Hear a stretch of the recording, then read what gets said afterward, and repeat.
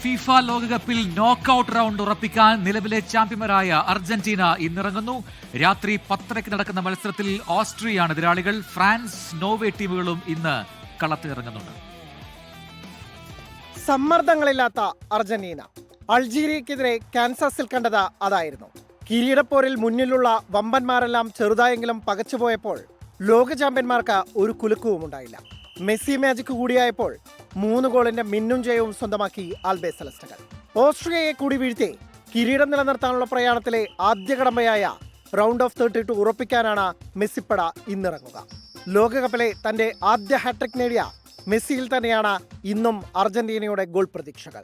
മുന്നേറ്റത്തിൽ ലൗട്ടോറോ മാർട്ടിനസിന് പകരം Julian Alvarez, left വിങ്ങിൽ Thiago അൽമാഡയ്ക്ക് പകരം നിക്കോ ഗോൺസാലസ്, റൈറ്റ് ബാക്കിൽ മൊണ്ടയേലിന് പകരം നെഹുവേൽ മൊലീന എന്നിവയാണ് ടീമിൽ പ്രതീക്ഷിക്കുന്ന മാറ്റങ്ങൾ. ജോർദാനെ 3-1 തോൽപ്പിച്ചു തുടങ്ങിയ ഓസ്ട്രിയയും ലക്ഷ്യമിടുന്നത് 2ാം ജയത്തോടെ round of 32. Marcel Sabitzer, David Alaba എന്നിവരിലാണ് ഓസ്ട്രിയയുടെ പ്രതീക്ഷകൾ.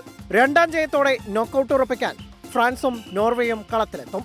കിലിയൻ എംബാപ്പയുടെ ഫ്രാൻസ് ഇന്ത്യൻ സമയം നാളെ പുലർച്ചെ 2:30 ഇറാഖിനെ നേരിടുമ്പോൾ പുലർച്ചെ 5:30 നടക്കുന്ന മത്സരത്തിൽ ഏർലിംഗ് ഹാലൻഡിന്റെ നോർവേയുടെ എതിരാളികൾ ജീവൻ മരണ പോരിനിറങ്ങുന്ന സെനഗൽ. World cup desk 24.